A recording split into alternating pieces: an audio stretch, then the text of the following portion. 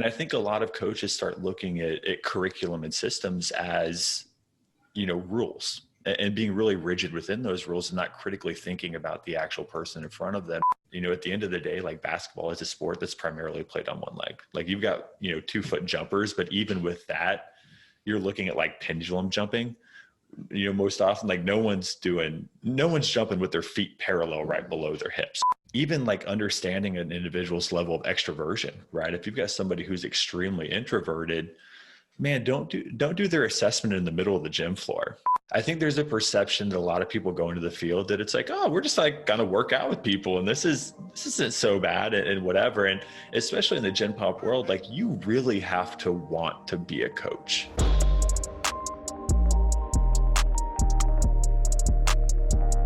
Okay, Kyle, we're live. Welcome to the podcast. Thanks for having me on. I really appreciate it. Happy to be here. Yeah, man, we had Matt on a while ago, and we had a few requests along the way to have you as well, and I'm glad we finally made it work. Yeah, no, definitely. Matt's my guy, and he's a great business partner for me, and from a personality standpoint, we balance each other out really well. He's our more extroverted, funny guy, and now you're stuck with me, on the other side of things. So we're going to do the best we can here. You're smiling and you're talking, so I think we're off to a good start. I can fake it for a good hour. I might need a nap afterwards, but that's beside the point. Okay, let's do everything that we can. For people who don't know you yet, can you give a little bit of your background? Yeah, absolutely. So my name's Kyle Dobbs. I kind of started my journey into the physical prep world in college. Actually, I was a 2-sport collegiate athlete, and I was one of those athletes that was, injured more than they were actually playing their sports. So I was a professional rehabber for the majority of that time. And I was also a pre-med major. So I was a double major, biology and chemistry, with a minor in physical science. And through all of that and just the classes and some of the other things that we were going through for lectures, I decided that, I was actually much more interested in a more proactive approach to physical health. Right. And kind of scrapped the med school idea, my junior year, but kept up the curriculum just because I thought it was so interesting. I'm a nerd at heart and always will be. And, once I graduated with my degree. I got my CSCS right out of school and my CPT and pretty much moved straight to Manhattan with my then girlfriend, now wife. She worked in fashion and got a job straight out of school. And rather than, working with athletes like I'd always envisioned, I ended up kind of smack dab in the middle of Manhattan and Union Square and working with Gen Pop, and really didn't know what to do. I'd never, trained a non-athlete. I'd never trained as a non-athlete. And I had to adapt really quickly to the environment that I was working within. And, this is pre-social media, right? So just kind of watched the successful trainers that were in the gym that I was working at, kind of watched what they were doing, did a ton of just consultations and assessments. At that point, this was almost 15 years ago, I got my FMS and kind of went through some of those more Gen Pop style certifications and just tried to do the best I could with the people that were with me and really came to enjoy it, and worked in that realm and was a trainer for about 7 years exclusively. Trained a lot of sessions over that period of time. I was one of the highest volume trainers in the company nationwide, and then went into education and management and really found a passion in, trainer development and education. I did all the new employee onboarding for the New York City area for new hires on a monthly basis there. And kind of helped write the curriculum for that company from an education standpoint, just nationally, and was also managing facilities at that point, in multiple facilities, and kind of got ceilinged out and also kind of became disenfranchised with just the politics of the Globo gym world, so to speak. Yeah. And I ended up going over to a facility called Peak Performance, which at that point was one of the kind of most well-known personal training studios in America. Joe Dowdell was the owner of it, and they were looking to expand into a much larger space and then multiple markets over the course of the next, 2 to 5 years. And Pat was part of that project too, wasn't he? Yeah. So that's where I met Pat. I was the training director and Pat was the education director. And then the Resilient guys were there as far as our like physical therapy team. just a fantastic team of trainers as well. Some of the best trainers I've ever seen, and it was just going to be a monster. And unfortunately dealt with a lot of stuff from a construction perspective, a lot of delays, a lot of money just kind of going toward nothing. And then kind of poor relationships between the owners and the investors. And the project was, just kind of canceled, right out from underneath of us. Pat and I went to a meeting on Friday and came out of it 90 minutes later without jobs. We were just like, figure out what to do here. So at that point, I went to another company based out of New York that worked in residential and corporate fitness and kind of the installation of just really large training facilities within, very high-end condominiums, like upwards of 15,000 square feet, right. And then into corporations like hedge funds, and kind of started building up their actual training department and then helping them expand into multiple markets along the way as well. So I was the national training and education director for that company as well, for almost 3 years. And then along that time, my kids were getting older and I was spending less and less time with them. And that was bothering me a lot, and ended up, kind of making the move back to the Midwest, where we were originally from, and kind of settling down and figuring out what I wanted to do. And was looking to open a brick and mortar and just couldn't find the right real estate deal. Couldn't get it done for what I wanted to financially, and ended up just kind of starting my business remotely with the plan of eventually moving into a space. And over the course of the last 3 years, we've just been 100% remote, and with COVID and everything, I'm, hindsight's 2020, but I'm glad I don't have a brick and mortar, but took Matt on almost a year and a half ago as an employee. He's now a part owner. And we've worked with, just in 2020 alone, a little over 350 coaches between training and education programs. So we run both mentorship and development, and then actual training systems for both individuals and groups on both sides of that. So super happy about it, looking into expanding more things in 2021 and beyond. But yeah, so far just kind of riding the wave and kind of figuring it out a little bit, and, having fun along the way. I want to go back to when you mentioned being in the global gym and working a lot, looking at the trainers around you, learning from them as well. If you can remember back then, what was the biggest differences between what you had learned in your certifications and your education, and then what was being done on the floor and got you kind of thinking and adjusting what you were doing as a coach? Yeah, I think anytime you look at curriculum, if you want to put it that way, you have, obviously we have to kind of go with like the old, George Box model, right? Where all models are wrong, but, some are useful. And something that I learned really quickly along the way was, clients, especially clients that are paying you to perform a service, not necessarily athletes that are obligated to work with you, but clients that are paying you to perform a service, they don't always want to do what you want them to do. And if they don't want to do what you want them to do, and you kind of force that on them, they kind of quit showing up. And that's a no-win situation, right? That doesn't help your business, and that doesn't help them get to their actual health and fitness goals. So one of the big things that I learned early on was to, kind of really hold true to my principles, but be really adaptable in my application, and just kind of not get married to specific exercise selections or modalities or a way of doing things, but really try to take my principles and make them work for what that client not only wanted, but also needed, So again, we had assessment scores, and, I was doing the FMS, like I said, at that point. Eventually I got into everything, DNS, FRC, PRI, and a bunch of other stuff in between. And just kind of figuring out like, okay, not so much what that client could not perform, but really try to optimize the things that they could, right? And not put limitations on their fitness. And that allowed me to be very, variable in my approach, and allow them to not only have a stimulus that would, lead to the adaptation that I was looking for, but also something they actually enjoyed doing. Because, from that perspective, especially in the gen pop world, like training is a very emotional thing. We're nerds, right? And we obviously, not only are we nerds, but we're like nerdy enough to also work in this industry, which makes us like the super nerds, of health and fitness. And we love data and we love biomechanics, and we look at things like vector angles and force curves and all these things that, for a client just don't necessarily mean anything.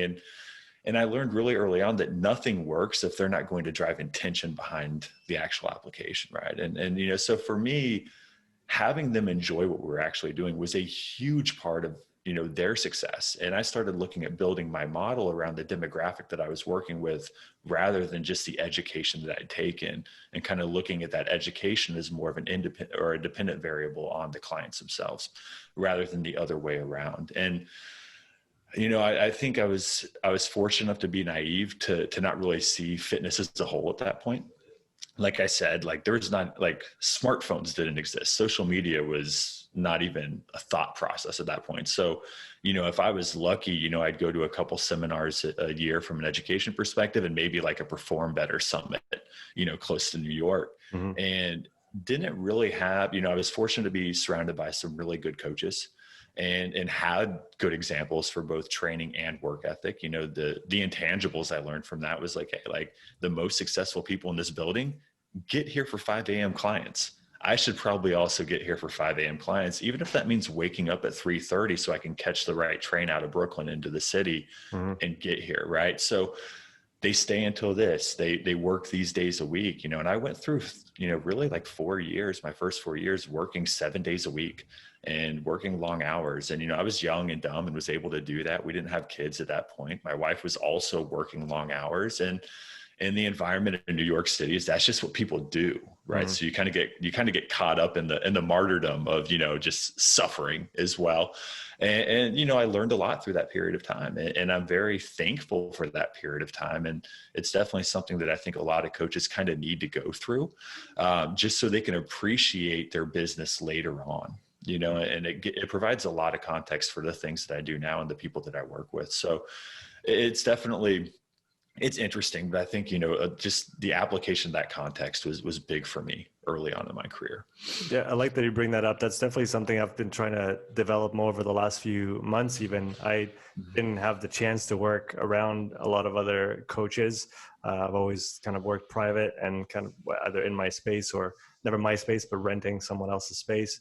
But I more and more now I'm leaning towards what you were saying, which is we're going to do what we have to do in order to move forward and progress. But then the variables within that frame that we set are not entirely up to the athlete or the client, but a big part of it is, right? Give them ownership, give them responsibility. If we're doing a unilateral squat, there's a million ways to do it, a million ways to hold a dumbbell or a barbell or other. And so why not, like you said, give that option so that they can feel good about what they're doing. Have you ever met resistance from the person, in the sense that they had prior experience with other trainers and they were always told what to do from A to Z, and so they're kind of following what you say, and when you ask them to pick, they just blank and they have, I don't know, you're the coach. Oh, absolutely. And in that case, like, I'll just take charge. Like, I have no problem doing that either, but I will get feedback, right? Like, a front foot elevated Zercher, split squat is not for everybody, and I'm not here to make somebody just suffer through it. Right. So for example, I'll definitely program at that point what I feel like is going to be the best tool for the job. And I'll just get feedback on it. And if it's something just like, hey, like, I just didn't enjoy that. Right. At that point, like, there's a lot of different variations that I can apply to get the, the biomechanical or physiological, stimulus that I'm looking for from that perspective. And when I write programs for clients, like, I kind of write them more from a pattern perspective. And then when I allow for choices, it's like, I don't just give them like all the choices, but I'll give them like 3 or 4 choices, right? That I think will be like probably the most optimal for that. And like you said, the thing that I can't understate enough or overstate enough is the autonomy and the ability to be, again, like, to have self-efficacy from a client perspective, like, is huge, right? To have them feel like they're kind of working with you on that program and they have a part in it besides just kind of being led through it. For some people, that's a major factor. For others, it's not, right? And for me, it's like, I'm back in school right now for getting my master's in behavioral psych, right? And a lot of that has to do with better understanding, everything from behavioral types to how clients perceive not only fitness, but the environment they're within and the people that they're working with, and how that affects both their psychological and physiological, abilities during that time. Right. And there's a lot of autonomics to go into that. There's a lot of things. But like that part of it's always fascinated me. And I think being in the Gen Pop realm is huge, because I was coming from a place where it's just like, okay, like I'm self-motivated, to work, because I always looked at training as a way to get better at my sport. And my sport was everything to me, and, that's good from a training perspective until your sport gets taken away from you. And then it's not, right. And that happened to me a lot during college. And I became like, I had a lot of issues in college just from a psychological standpoint, as far as not being able to, self-identify as the athlete I wanted to from that perspective. And I found a lot of solace in the training. But I also needed to find some purpose outside of just like, oh, I'm doing this exercise to improve my work capacity or to add to my vertical leap or whatever, right? I had to find another reason to do those things outside of just performance metrics. And a lot of it had to do with just enjoying the process of training and the journey in front of it. And that's kind of where I went after college. At that point, I wasn't doing anything athletic. Like I was training like bodybuilder hypertrophy style, like just trying to get bigger, so I'm a naturally skinny guy. So I've always been, in this quest to not be so skinny. And I think that's something that, allowed me to better understand the people that were in front of me a little bit, and help me adapt to that demographic a little better. What were from that global gym environment when you shifted to Peak? What were the major things that changed from your perspective on the coaching side of things? What was done differently there, and that kind of opened up maybe a new world for you? Yeah, my world shattered, right? Like my worldview was completely broken at that point. I went in and, I'm not going to say like I had a huge ego, but I was used to being a bigger fish, in the pond at that point. And I was, writing curriculum and writing educational processes for a company. I was like, I know my shit. Like I'm pretty good at this, right?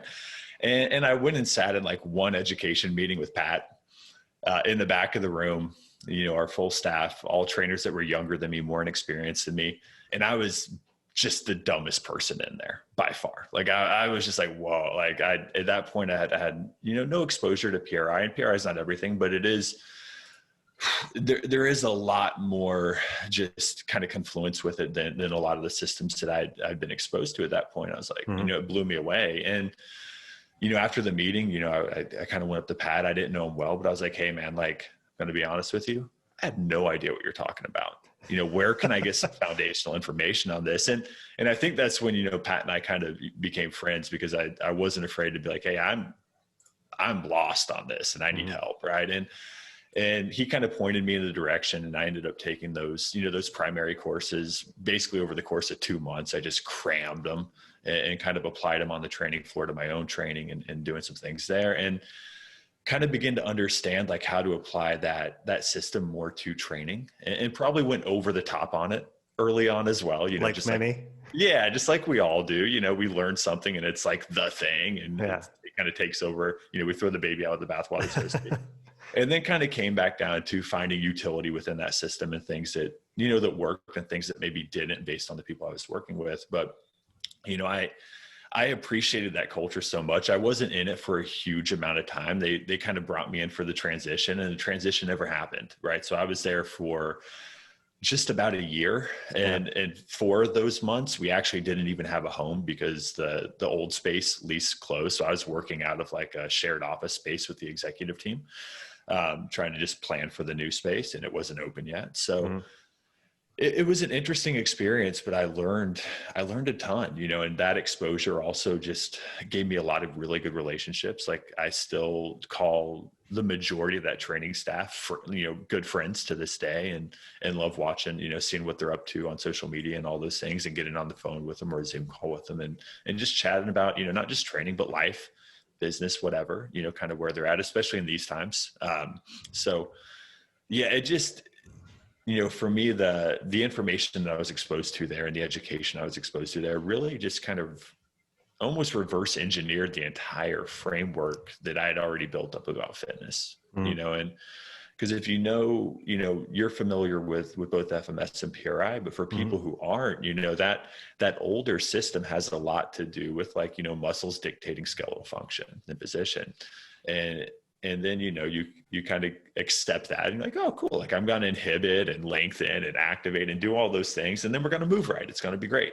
We're going to integrate into more dynamic things, and then you kind of learn this other system. You're like, well, the skeleton's position in space actually kind of dictates what the central nervous system does, and again, based on gravity and compression strategies, what muscles are going to be integrated into stability and movement patterns. And that's a complete reverse system at that point. And it took me a little bit of time to kind of wrap my head around those things. And, I'm very thankful for it because I look at humans very differently now. I look at movement very differently now. So, that exposure was definitely huge for me. You talked about rehab and being injured a lot when you were an athlete. How have your rehab thoughts evolved since those times up until now? Yeah, it's a little more active. I would say, it's funny. I mean, I'm dating myself a lot, but when I was going through like the rehab process, we're talking like 2002, 2003, right? So everything's changed at that point. Medically, maybe not so much, Mm. and again, I'm talking like nothing like crazy, but meniscus tears, some MCL work, things of that nature. I messed up a hip labrum and some other things along the way as well. But everything was pretty much scope, right? So nothing was super, super invasive. But like the actual rehab process was very different, right? It was, I was like the king of stem and ice, for like like weeks after I got out of surgery. Like we weren't doing anything that active at that point. And now if I'm looking at taking people, from a post, I've got a client right now who's, I want to say 16 weeks post ACL this week. And he just did Hatfield squats with 445 for 3 sets of 10, right? Like, there's not like, we're looking at very different loading schemes and very different strategies from that perspective, as far as like what it's going to take to get somebody that's prepared, better prepared to actually get back into their sport from a bridge perspective. And, one of my injuries was definitely piggybacked on another one, just a lack of preparation and returning to sport underprepared. Mm. Right. And it was a direct cause of that. And that's something, I never want somebody to have to go to. And now when I look at rehab, it's like, okay, like I have to apply a stimulus at this point that's actually going to be stronger than what they're going to encounter in their competition.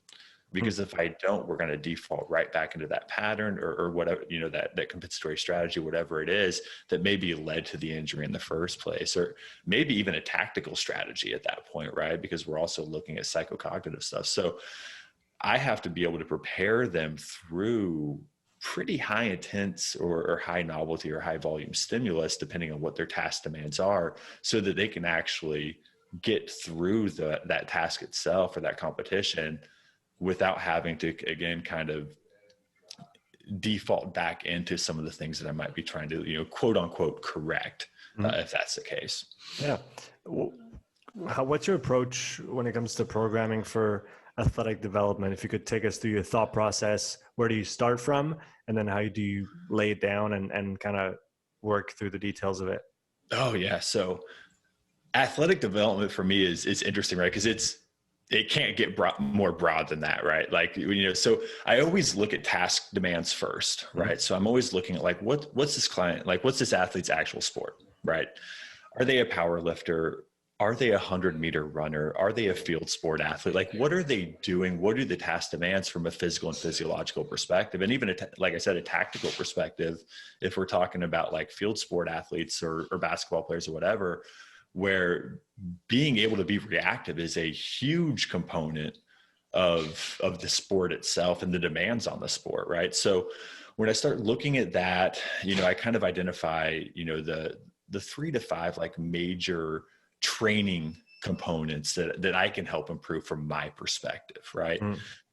And then I look at the athlete themselves and look at their individual limiters, right? Because I might have an athlete who excels in some of those task demands, but has major discrepancies in others, right? So when I start looking at that, well, that gives me that helps me identify like what we need to focus on from a training perspective, right? Because if I'm working with like a basketball player, for instance, like I might have somebody who is incredibly strong, is very elastic, but has terrible work capacity. Well, their training program is going to look very different than somebody who has great work capacity, but gets boxed out of bounds every time a shot goes up, right? And it needs like major strength training from that perspective. So at that point, like that's going to kind of dictate the terms of what I'm looking at from a microcycle and a mesocycle perspective. Whether or not they're in season or off season is also going to be dependent, and really kind of dictate what the training looks like from that perspective. So when I look at that training, like the majority of my athletes, if we're talking off season training, because that's where I'm going to be more useful typically, I'm typically looking at like a 3-3 split, where I'm looking at 3 strength training days and 3, more conditioning days. And I'm a big fan of, the old Charlie Francis, like high-low model. And even no conditioning days are going to be inherently lower stimulus typically than training days. Matt and I have kind of looked at moderating that because we have more strength and conditioning demands to like kind of high, moderate, low days. So a lot of what I look at on a microcycle perspective is if I'm looking at my strength days, my A days is Monday, Wednesday, Friday, for example, and my conditioning days is my B days is Tuesday, Thursday, Saturday. I'm kind of going to lay it out as like that Monday day is probably going to be a high stimulus strength day. And then as I come into that B1, that Tuesday, I'm probably going to have a pretty moderate stimulus conditioning day where maybe I'm going through like some tempo running, some LICT work, something of that nature. And then on that Wednesday, I'm typically going to do a lower stimulus strength day, which for a lot of my running athletes especially ends up being like a higher stimulus upper body day, but a very low stimulus leg day to kind of save the legs. And then as I go through Thursday, that's where I'm going to give somebody a high stimulus conditioning day. And that's where we go through speed work, we go through acceleration work, we go through sprints, maybe finish it off with some HICT, like just power development stuff. And then on Friday, I'm going to kind of auto regulate that to a moderate to high strength day, depending on how they feel and how they recover. And then on Saturday, like that's their low and slow base development for their just aerobic capacity. And that's going to be a low stimulus conditioning day where we're focusing a lot on, depending on what the athlete demands are, GPP to just aerobic base, zone 2 stuff. And they can kind of work that as both a recovery and a low threshold aerobic day. And then they'll get, Sunday off to just kind of move around. And that's kind of a base that I'll start with people on. And then, as other outside variables creep up, we can modify it really easily if I have those pieces kind of in play. Yeah, that makes sense. You mentioned Charlie Francis, tempo runs, and basketball. How do you approach conditioning for a basketball player? So when I'm talking off season, it depends on what they're doing for their actual sport too, right? If they're a collegiate athlete, like they're probably playing 3 to 5 times a week as well. So I also want to make sure that I'm managing like total load, right? For those people. So we might not do a ton of like base level aerobic work if that athlete's already doing a ton of playing over the course of it. We might focus more on like power development and like elasticity on some of those conditioning days, and maybe some like short work sprint stuff. So their conditioning days might actually be very short depending on what their total playing volume is. If they're doing stuff that's more like just one-on-one skill development work, and they're not doing a lot of like open gym work and kind of that kind of thing, then I can start looking at more of that middle tempo stuff, depending on what their needs are, where depending on what their contact is, like I'll typically use something that's a little lower contact for their kind of mid-level conditioning. Like I'll break out an assault bike, I'll do things of that nature, which will allow them to push physiological capabilities without incurring just a ton of like overuse force development, right? And kind of save their legs a little bit from that perspective, where we might have like some intensive and extensive pogos on other days, just to, again, maintain and develop elasticity. They'll be doing a lot of like their tempo work that's going to be, anywhere 15 to 30 minute duration typically is what I give them. And I'll give them kind of continuous work with spikes. Like I'm a big fan of kind of looking at like a 30-90 split where they're going to hit, that 30-second at like a higher wattage somewhere in that like 500 to 600 range. And then on that 90-second, they'll kind of float around 250, and we'll go 10 to 15 rounds of that and just kind of work through occluding and dumping kind of through that process. And they might do that twice a week or something similar to that. And then we might have just like some LICT work where they'll do something like they'll work with sleds, they'll work with, pull sleds, prowlers, continuous step ups, like a lot of kind of Joel Jameson protocol stuff. Big fan of that. So if they're lower volume playing, they'll do more of that, because typically the skill development stuff is just, again, repeating pull-ups and things of that nature, where it's more skill invasive rather than like physically, dependent. What about the strength development? What's your approach on that front? So with that, a lot of it has to do with, again, what their limiter actually is. And I'm going to use that to kind of determine like sets and reps. If I do have somebody who has a major strength limiter and that's what's kind of holding back their ability to perform, then we will look at like global stimulus stuff. Like we will kind of work in some of that bigger bilateral stuff just to help them get under load and be able to accommodate that stimulus, right? And then we're going to kind of work into the accessory work as far as that's where we'll get things that are a little more gait inspired. We'll get more unilateral work. We'll do things that are more reciprocal, both upper body and lower body. And that'll again, like just drive more movement demands, that are going to be, replicatable from a basketball perspective. And if there's somebody who's not, strength limited, I'm probably going to bypass a lot of the sagittal bilateral work and get more into the unilateral stuff, because, right, so it's not like a squat's never going to truly replicate that. They're always going to be leaning into one leg depending on, how fast they're running and what their own, force looks like. So even that, like the jumping there is still primarily one leg. So I do need to develop single leg strength, and then, just let them play their sport, and work the coordination into it from that perspective. So they'll be doing things like, again, both depending again, like what their assessments are, FFEs and RFEs and different split squat variations, different lateral shifting, things of that nature. Like I'm a big fan of that and post some things there, but a lot of it is going to essentially try to give them the ability to drive both IR and ER of the femur, and to be able to modulate both of those things, to control both of those things very well. Because especially that internal rotation, we start talking about like change of direction work and deceleration, like they need to have that yielding strategy, and they need to be able to internally rotate to create a stretch reflex powerful enough to externally rotate and extend out of, maybe that defensive slide or that change of direction when the ball turns over or whatever, without having, excessive ground-based contact or, again, just injury risk at that point. So there's definitely things that, qualities that we can kind of train. We're never going to replicate the sport itself, but we can give people more options. And that's what I'm going to look to do from that perspective. I'm really interested in what you're learning now in your master's work.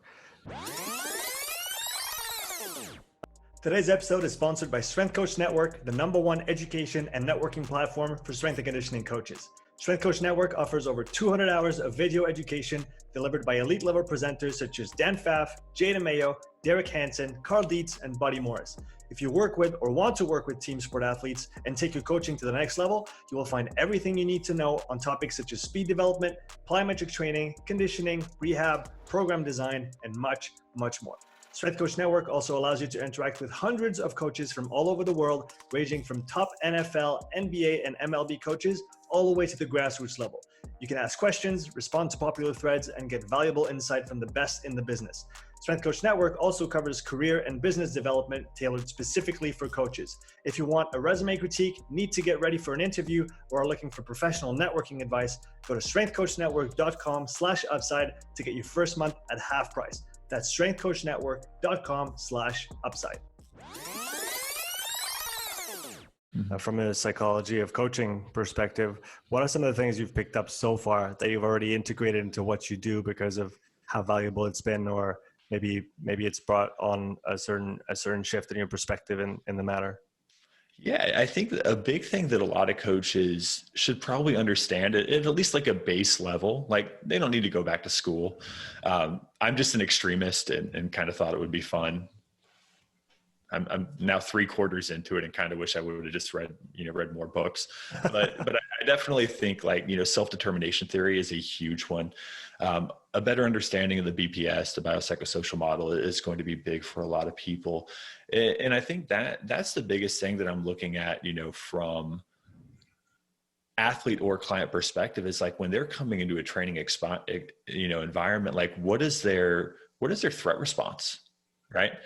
Because when we start looking at threat response, we start looking at like just their perception of the environment and the task at hand. Like that's going to ramp up their autonomics, which is also going to ramp up their ability to, apply physical movement and physiology at that point, right? Like if somebody is coming into a session or coming into a practice or whatever, and we've got somebody who's just hyper sympathetic at that point, like that's going to affect their ability to problem solve. That's going to maybe, again, increase anxiety, increase, hypervigilance, whatever. And from a cognitive perspective, they're not going to be as tactical, if they are playing a sport that requires reaction. And if we're looking at it from a physiological perspective, if you got somebody who is, again, hypersympathetic, we're talking about increased blood pressure, we're talking about increased resting heart rate. Well, all of those things also decrease recovery.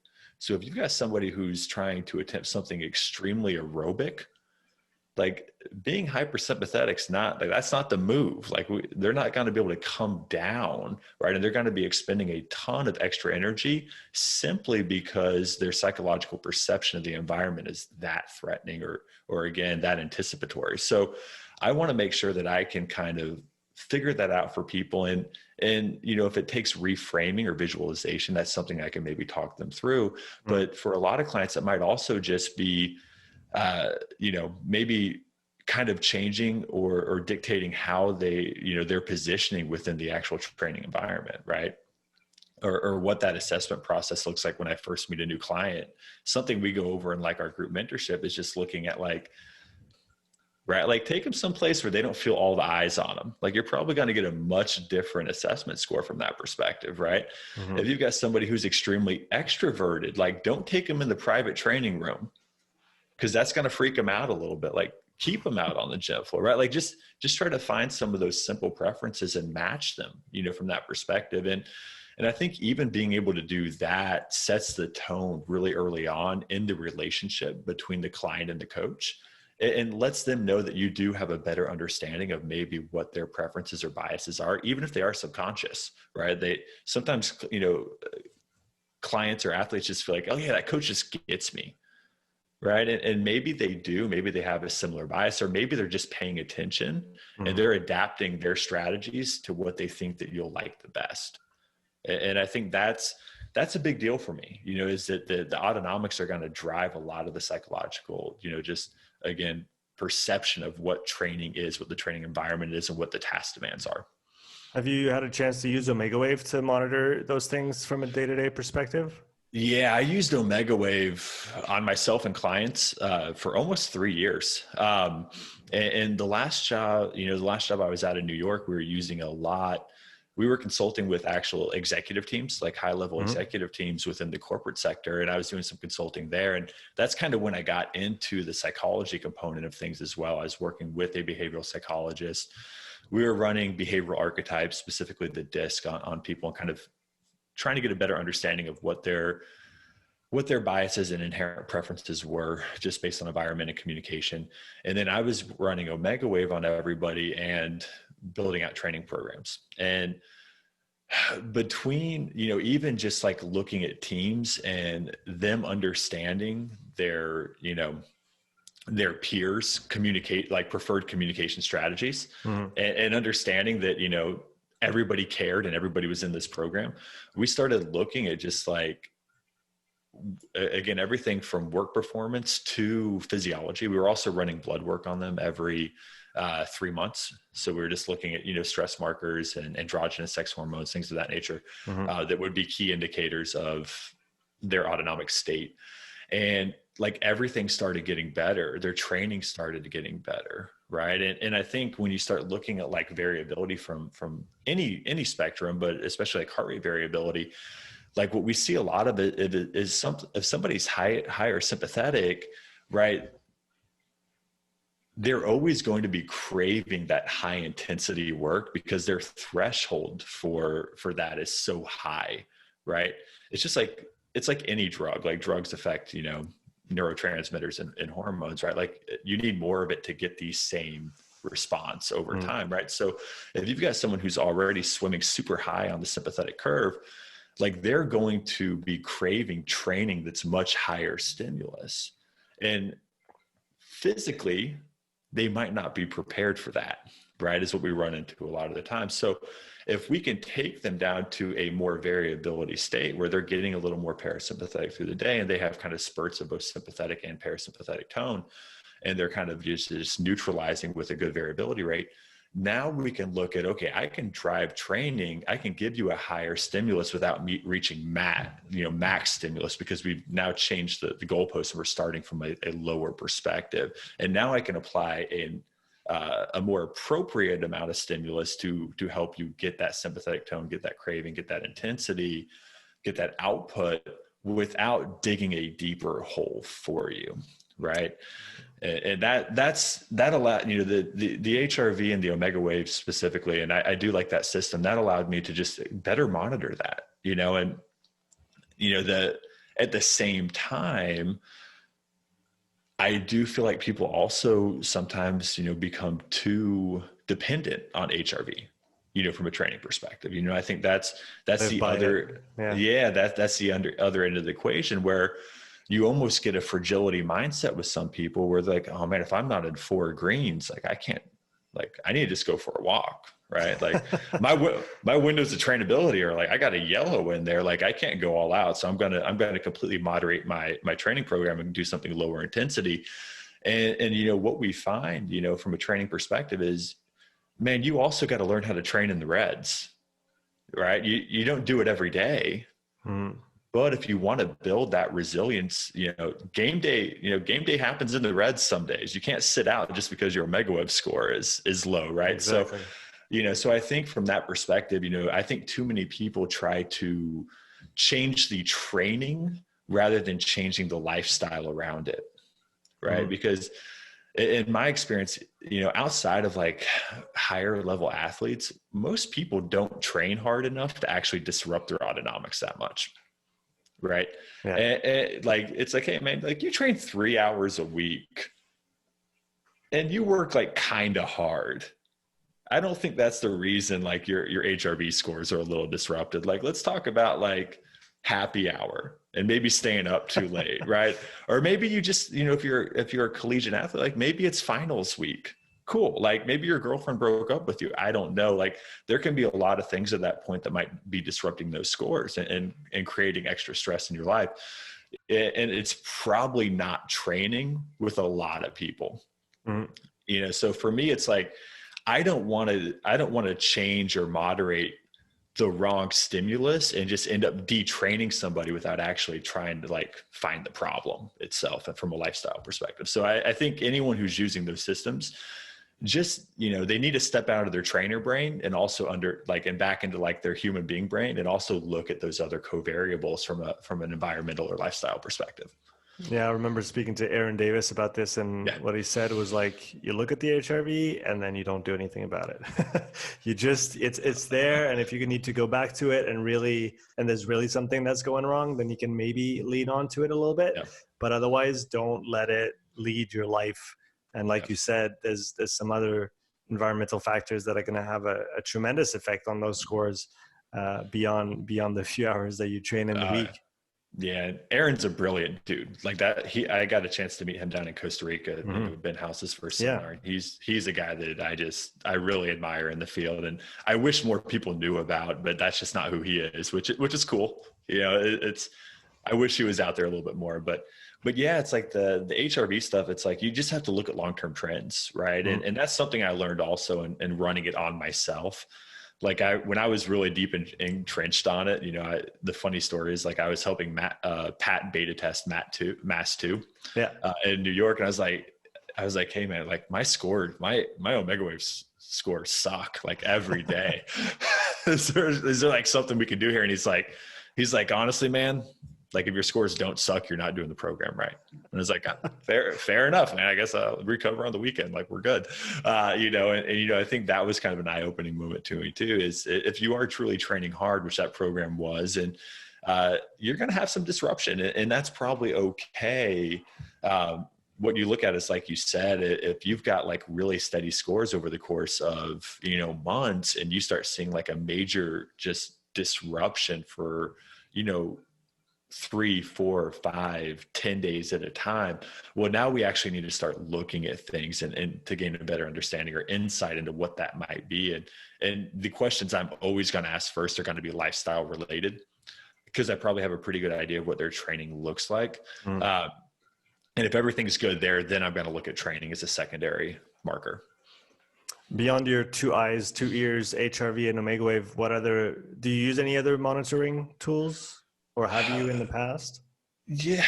I mean, not so much. A lot of it is just, I use like subjective daily, questionnaires, and that usually gives me a pretty good understanding of people as well. And just, again, not only like where they actually sit, but, where they see themselves sitting, right? What their perception of it is. And you start again, noticing trends over time with that, where you'll get some people who, if I'm doing like a 1 to 5 score on just, readiness or sleep or whatever, like, hey, you're 5s every day. Like, cool. Like, really? It's like one of those things. And it's like, but that's also data for me where it's like, okay, like this is a client who wants to impress me. Right. And that's a whole nother form of data. And that allows me to better communicate with them and give them feedback as well. Right. So I think it's just, the data is great, but it's what you can extrapolate from it and what you can actually use it towards, so I don't go super crazy in it. I think there's a lot of systems that I think are pretty cool. Like I'd like to know more about the Moxie and some things of that nature. And I've talked with Aaron about it and some other people who use it to gain, a little better understanding on some things. And I think that's a pretty cool tool, and it's something that, you can look at. And, that's the interesting thing with that, which kind of, again, delves into psychology a little bit, is when I talked with Aaron about it, and talking about how, you can look at it in comparison to like the central governor, theory, right? Where it's like people think they're gassed out long before they actually are from a physiological perspective. And, he pointed me in the direction of like the book Endure off of that from, I believe it's Alex Hutchinson, which is a fantastic book as well. Kind of going over some anecdotes and stories and just studies and findings and research given that. But I think that's a great way to show like real data based on like, again, psychological perception of, fatigue, right? And how you manage and regulate those things. So there's definitely some cool stuff out there.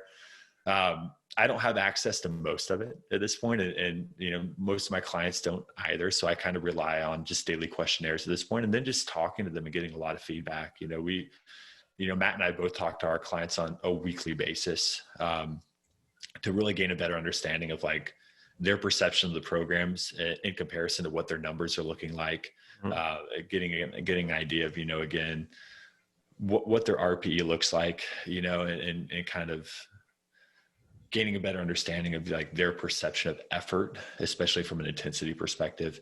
And again, almost exclusively our clients are coaches and athletes. So they're trained individuals. They're people, like when we talk RPE with them, like they understand RPE pretty well, and they're pretty truthful about it.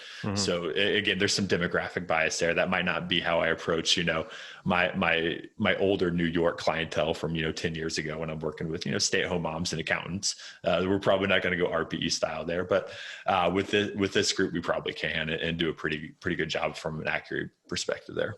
Yeah, I want to talk about this, the fact that, well, all the work that you do mentoring other coaches, training other coaches, and maybe going back to your prior experiences when you were in charge of hiring coaches, what qualities did you look for in coaches to employ?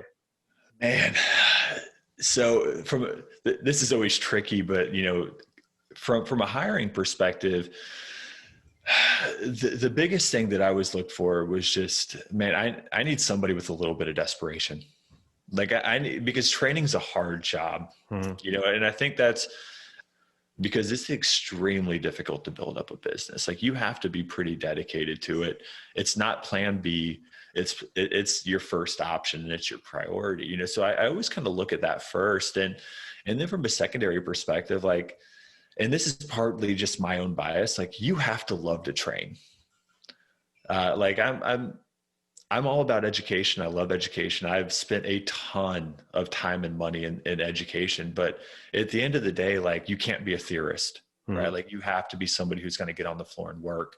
And I want coaches who love to train because the training floor, that is our lab at the end of the day. Right. And I want them to really enjoy that process. I want them to be able to train with the other coaches in the facility.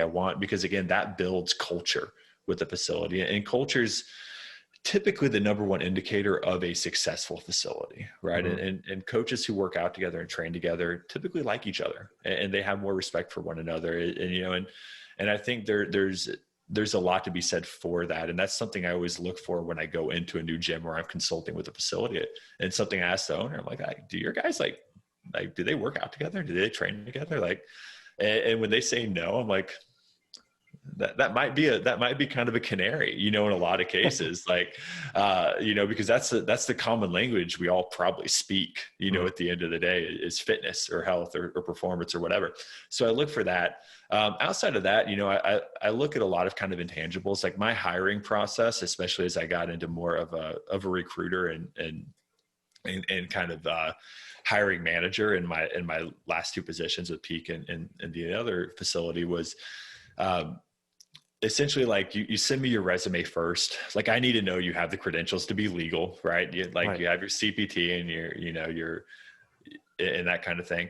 And, and then from there, it's like, I always had people send me like a 5-minute video, answering 3 questions, why they were the right person for the job, what their history was, and why they love to train. And I want to see how you communicate.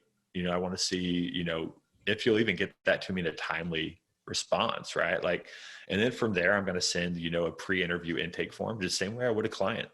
And you're going to answer like 25 to 30 questions about everything about just, again, your training history, what you like to do, your education, what books you're reading, what your past experiences have been in the industry, and so on and so forth.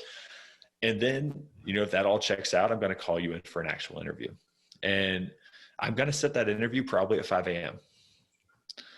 Because that's when you probably need to be able to show up here to be successful. Mhm. And if you can't show up for an interview at 5 a.m., I have very little faith that you're going to show up for a client at 5 a.m. on a regular basis. And, for me, is depending on what the environment is, but if we're talking the Gen Pop world, service is the number one thing. You can be the best trainer in the world from a nuts and bolts perspective. You can have the alphabet soup behind your name from an acronym perspective. But if you can't provide the service metrics and meet the expectations of the client in front of you, they're not going to stick around, because at the end of the day, like, they don't understand most of the things that go into the programming and the training that we're doing for them. Mhm. And they probably don't want to. Like, when I go to my accountant, like, don't teach me tax law, like, tell me what my return is. Like, I don't need to know how the sausage is made. Just do your thing and give me the outputs, right? Mhm. So I look at, training almost, and this is a New York, example, but it's like a Broadway play, right? Where, if the client's the audience, like, you've got the stuff that's on stage, and then you've got all the stuff that's happening behind the stage that makes those things work, right? And the clients appreciate like what's on stage, and a lot of that is the service, right? And a Mhm. lot of it is that you being there on time, how you're communicating with them, how engaged you are with them, what that looks like, right? And then the stuff that goes on behind, like, the lighting directors, the guys pulling the ropes, and the makeup artists and all those things, like, that's the education. That's all the stuff that you're putting into the actual play that makes it work, that they're never gonna see, and probably don't really, acknowledge is there most of the time, right? Mhm. And I think that's the other side of things, is like, you have to be good at service. And, with our development programs, like, we help people build their own training model, but we also help people build their own service models. What are your non-negotiables? What are Mhm. the things that you value the most? What are the things that your demographic values the most? Because if you don't know that, that's priority number one. Like, you have to understand what your demographic values and be able to put that in front of them, or you'll never get your foot in the door with them. Do you feel like service is an underappreciated part of what we do as coaches in the industry at the current time, that most people are maybe lost a little bit in theory and in training, but at the end of the day, like you said, we are providing a service, and the standard to which we can uphold that service is going to be a big determining factor of our success Yeah. on the long run, if not even on the short term as well. Oh, 100%. And I think, again, trainers have to understand that we're the weirdos, right? Like, when we start looking at people who enjoy healthy lifestyles, and then enjoy healthy lifestyles enough to work in the field, and then, be in front of them from a professional perspective, like, we're a percentage of the population, right? We're the weirdos. We're the people that are obsessed with all of this stuff, right? The theory and the exercise science and all of those things. And we spend a lot of time talking to one another, right? And we form a lot of tribes within the industry and echo chambers and all those things. And I do think that we create kind of this self-importance on a lot of these, systems and theories, and that our clients just don't care that much about. And honestly, probably aren't even at a high enough fitness level to really take advantage of in a lot of cases. Like, we kind of lose the forest through the trees in a lot of Mhm. aspects, depending on who we're working with sometimes. And, I think a lot of trainers keep seeking education is a solution based on their own bias. Like, it definitely is a almost survivorship bias, where they're like, oh, if I just do one more seminar, like, it's going to make me the best trainer. Like, and it's like, hey man, like, you already have 10 acronyms after your name. Like, education's not what's holding you back from, being successful in this field. Like, you need to go Mhm. talk to people. You need to go learn how to be a human being, and be able to provide a better service for them. And I think that's, at the end of the day, when we start looking at like outputs, if intention isn't behind the application, you're not going to get good output. It doesn't matter if you're talking about a squat or a respiration drill or a FRC drill, right? Like, if there's not intention there, the output's not there. And if somebody doesn't like what they're doing and enjoy the experience, they're not going to have the intention behind the drill. Mhm. And I think that's a big part of it, is, clients not only have to like, doing what they're doing, but they have to enjoy spending an hour with you at some level. And you have to be able to communicate with them. And, especially in the Gen Pop world, like, most of my conversations with clients never involved the actual things that we were doing. We were talking about their vacations and their weekend plans and their kids and schools and whatever. Mhm. We weren't talking about why a front foot elevated split squat was going to be better for their mid stance gait than a rear foot elevated split squat, because they didn't care. I would just say, hey, this is the exercise we're doing. And they're like, okay, cool. And I'm like, all right, we're going to do 10 reps each side. Hold it this way. All right, go. Right. And I'd cue as needed or not at all, depending, again, if it wasn't needed, I just let them get through it, and my sign of a great session was, the less I had to talk about fitness, the better the session probably was, because one, that means they were engaged in the session, the hour itself, but two, that means I probably picked really good exercises and really good constraints, because I didn't need to do a lot of explaining when it came to the exercises themselves. Mhm. And if I can do that proactively, I can keep them engaged and showing up. And again, like you said, just like you'll have clients that want to be directed. Like, every now and then you've got the the unicorn client who's like, oh, why are we doing this? Well, in like, enjoy that client, appreciate them, and indulge them. Give them the information they want by all means. Um, just don't expect every single client to be that person. Yeah, going back to the education, I want to bounce on that. There's probably also a lot of education for education's sake, where you go take a course or a seminar or a webinar, and then you just tick that box and move forward.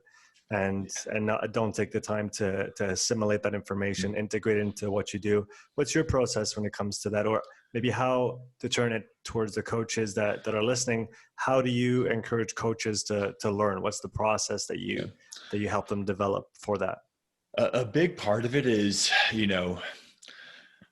if it doesn't directly apply to the demographic you're training, it's probably not worth your time. Right.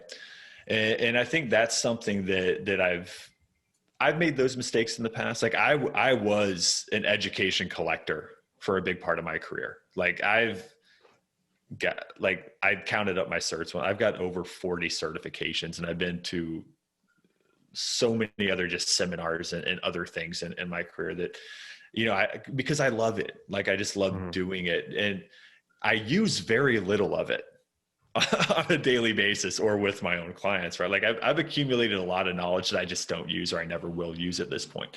And I think that the biggest thing is, if we want to be efficient with our time and our money, especially young coaches, because they're typically limited on both of those things, we have to look at what our clients need, right? So every demographic has a task demand. And if you're working with Gen Pop, a lot of that is really health related. So going and taking that super fancy like sports performance course probably isn't going to have a really good return on investment with the people that you're training, right? Like you might do better with something that's more of a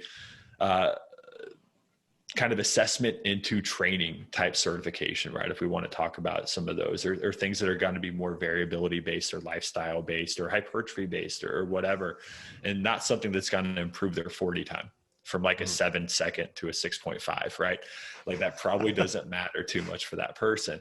If you work in a post rehabilitative, environment, and you're kind of a bridge program to that, like, okay, like now we can start looking at a different sector of education, right? If you work in a collegiate weight room, we can start looking at a different sector of education. And it can be broad, it can be super granular depending on how deep you get into it. But I think we have to match the actual education we're pursuing with the needs of the people that we're training, and rather than our own self-interest. And our self-interest is going to be kind of secondary a lot of the times if we're choosing education the right way, because your client should dictate that thing. Or if we decide to go for those, let's say, segments of information that we appreciate personally, but maybe just differentiate and be like, okay, I can take that course knowing that I'm probably not going to apply it later. Yeah. If it's for my personal interest, then, that's fine too. But again, split it up in your head and be like, oh, I don't need to apply that if 100%. Because I take it. Yeah, and you can categorize those things over the course of a year. Maybe as you're looking at your annual education calendar or kind of trying to figure out what you're doing, you do 3 courses that are going to fit your client's needs, and you do 1 or 2 that are going to just be purely for your own, your own interest, right? And that's okay. That's not a bad thing either, because we are passionate about this. But I'm always going to look at servicing the people that I'm working with first, and again, those things also aren't always mutually exclusive. Like they might be the same thing. And if they are, that's great. You're in an environment that really matches your passions, but it doesn't always work that way, and that was my experience when I moved to New York. Is I really wanted to go take a lot of sports performance based things, but man, I was working with people who like their knees hurt going up steps, right? Like they were, 40 to 50 pounds overweight. They were pre-diabetic, like I had to really change what my perception of training as a whole was, right? Because my own experience was very much an outlier in the experience of my clients. And I had to figure out a way to be able to service them and serve them and help them through their goals. And that kind of put a hold on some of my own personal interests for a little bit. But not forever. So yeah, you can always go back to it later if you want to. For sure. I want to talk about mentoring, which is one thing that you and Matt do. So what are or have been some of the challenges that you have or had in coaching coaches? I mean, from a business perspective, for what we do with Compound Performance, the challenges have been few, and again, I think there's selection bias there. Like people know who we are and they come into our programs like really excited about it for the most part. Very few people spend money with us without having an understanding of kind of what we do and who we are. So So the majority of the people that we've had in there, like, have really wanted to be there, which has been super fortunate. And especially in the groups that we do, like, that's always fun, because we get a lot of people who have kind of the same goals and interests, but are coming from very different training backgrounds and environments, right? Like, we'll have somebody who's like been in the industry for 15 years and owns their own business and has a staff of like 8. And then we'll have somebody who literally like passed their CPT yesterday. Mm-hmm. And, they're on the same Slack forums and they're on the same calls. And one of the biggest things we try to do with our curriculum is, we don't tell you, what system to take or tell you our systems and our model. Like, we help you try to develop your own based on your clientele, your experiences, and your interest and your prior education, because we're going to try to help you optimize, what you've done and who you are, rather than shift you into like little mini robots of us. Right. Because what we do might not work for who you work with. And I think that's something that allows a very conceptual framework that the actual, the people in the groups, they provide the context themselves, and they're able to work through case studies and do some of these things based on their own, preferences and experiences and whatnot. And then we can look at that for what it is. And, I think it's always interesting when we get people in, because, based on our social media, they're kind of expecting like a ton of biomechanics and things of that nature. And like weeks 1 through 3 are all self-development. Like it's all like talking about communication, behavioral archetypes, strengths, and, analysis, things of that nature, building out your business plan, stuff like that. And I think it kind of throws people off at first, probably not a surprise anymore, but I do think they really start understanding the importance of it really quickly. And then, once they kind of have those things down, then we start talking about the biomechanics and the muscle physiology and some of the science, the energy system work, those things. And then we start talking about, again, assessments, exercise selection, programming, periodization, phase selection, things of that nature.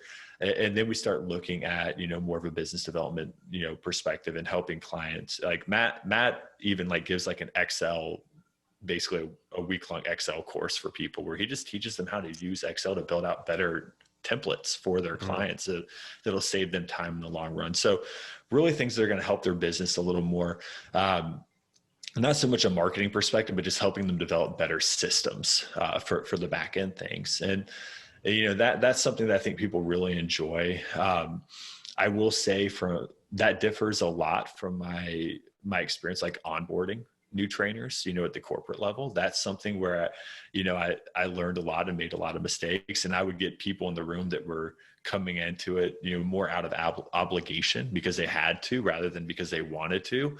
And, that was a learning experience for me, where it's like, I had to be able to impress people in the first 5 minutes of every conversation.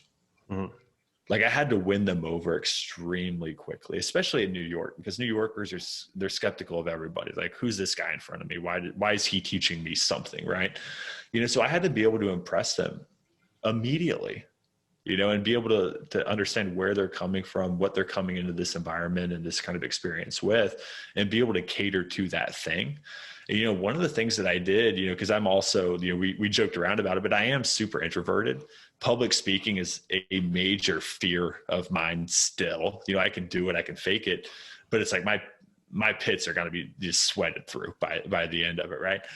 I'd stand at the door, that we were all meeting in, and I'd literally shake every single person's hand and look them in the eyes as they came in, learn their name. And understanding the individuals helped me kind of address the group as a whole really early on, and understand better who, again, looking at the people in the back of the room versus the people in the front of the room.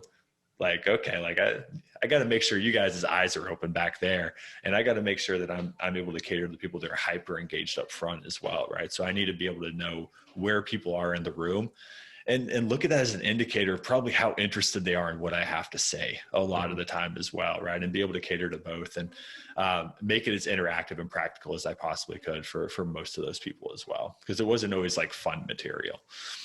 I like that you guys front load the business stuff, because it's probably what's missing the most out of any, so to speak, general trainer or coach education curriculum. It's just such an important part if you want to if you want to succeed, if you want to make a living, I mean, you have to understand those principles. What are some of the biggest business mistakes, and we'll finish on that question. What are some of the biggest business mistakes that you see coaches doing that then come to your course, to you for the mentorship and are able to maybe correct?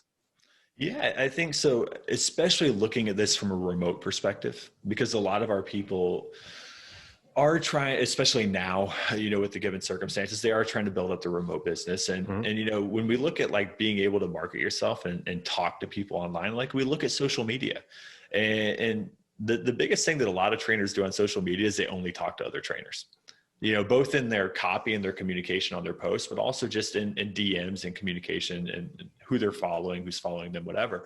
Is they spend the bulk of the time interacting with other coaches. And unfortunately, that's not your demographic. Like those aren't the people that are actually going to be seeking you out for coaching more often than not, right? So you see people who have these posts with like incredibly complex explanations of like what's going on, right? Both from a physiological and biomechanical perspective. And their actual demographic is just like a weight loss client, right? And they're just scrolling over that. Like that speaks nothing to them because we're speaking in an entirely different language when it comes to fitness, right? And a lot of that is, ego driven. Is like coaches never want, other coaches to feel like they're lesser than because they're saying words like tone and core, and they're talking about weight loss instead of, again, how to fix an AICBC pattern and get sacral counter nutation, things that our clients care so much about, so it's like when we start looking at like the social media world, like a lot of coaches are very afraid to speak the client language, right? And say things that are actually going to resonate with that demographic, even though that demographic is the one that's going to be paying them money. Mm-hmm. And they spend a lot of time and energy communicating with other coaches and wondering why their business isn't taking off. And so I think a lot of it just has to do with the mismatch of the content versus the people that you're actually trying to work with. I think that's the biggest mistake most people make. My business is different because coaches are my clients. And I definitely tell people in the courses, I was like, if your posts look like mine, you're probably not doing it right. Like you're evidence that my post worked, right? Like you being here, so if we're looking at just, training clients or training athletes, like we have to speak their language. We have to appeal to their values, and we have to be able to show our worth based on those things. And to do that, we have to be able to speak their language. And because we are providing the service, it's our job to accommodate them, not their job to accommodate us. And I think that's a big thing where trainers are so scared of being judged by other coaches. Like we're the judgiest people on the internet, man. It's like as soon as somebody slips up, it's like we're in the comments, we're DMing them, we're reposting like their dumb post or whatever. It's brutal, right? And, so it's like, finger pointing is the coach's favorite sport. That's what we do, right? It's like so coaches are terrified to give their opinion on something or create content that might be, quote unquote, watered down or lower level, even though that's probably what our people need is simplification, not more complexity. So I think that's a big thing. The other side of things is the coaches that just don't utilize social media.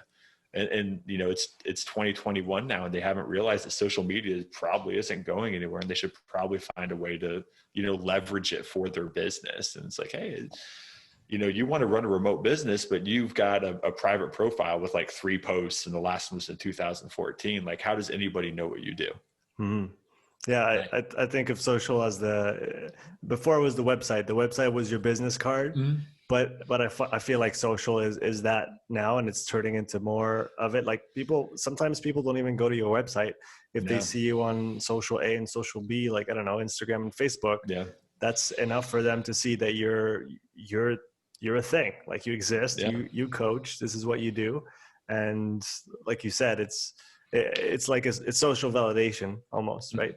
If I look up a business or a company and I find nothing on them online and they don't exist on social and their website is like 10 years old, I'll think twice before I actually, give them a call. 100%, and again, like part of this is just me being old, but I mean, when I started this, if you would have told me that I could get in front of thousands of people for free to promote my services, I would have laughed at you. Like there's no concept of that. Like remote coaching wasn't even a thing. Like I literally only had access to the people who bought memberships to the gym that I worked in, right? Like in New York, like if you were a private coach, like you were either doing well enough to be paying for your own billboards or you were doing not well at all, right? Like there are only two options. You were either broke or you had billboards. Like those were the two options, right? And now it's just like, I mean, every coach out there's got an LLC and runs their own business, you know, and you've got free marketing to reach anybody in the world. Like, and that's where I think, you know, the power of social media is amazing. Like when we get in our groups, like I'll have more people in Australia than I will in Missouri where I live. Right. Like it's truly given us such a broad reach that it's really fun, and it makes for just a lot of diversity with the people that we work with. It makes it really fun to kind of get on calls and see where people are coming from, both environmentally and professionally based on those things. And it's just a testament to being able to kind of leverage those things. And, you know, Matt and I aren't the best at it. Like neither one of us like loves social media, but we do it. Right. We try to make the best of it, and we try to provide information for people and do the best we can with it. But for coaches who aren't leveraging it at all, like you're leaving opportunity on the table at that point. Yeah. It's almost it is a full branch of your business, as is, you know, accounting and admin and all those things. And obviously when you start out and you're by yourself and you don't have the funds to outsource, you have to learn all those skills and do them until you don't, right? That's kind of the goal, is not having to do the things that, especially the ones you don't want to do. Exactly. Yeah. When you can delegate and automate, you're in a good place. That's where you want to be. Exactly. Kyle, it was a great pleasure to have you on today. Where can people find out more about you and what you do on social? Yeah. So my Instagram is compound performance _ and then Matt's is just Matt Domney. Our website is www.compoundperformance.com, and that's where you'll find all of our stuff. It's all linked in our profiles. I don't do anything on Facebook because I can't, for my own sanity. I just deleted the app. So social media, Instagram is definitely the way to go for both of us at that point. Thanks again for coming on, man. It was a pleasure. I appreciate it. Thanks for having me on, Sean. Absolutely. I want to just finish by saying a big thank you to everyone who tuned into this episode, and make sure you follow Kyle and Matt on their Instagram and check out their website, compoundperformance.com. And as usual, I want to finish by saying a big thank you to our sponsor for this episode. You can go to strengthcoachnetwork.com/upside to get 50% off your first month. We'll see you in the next episode. Take care.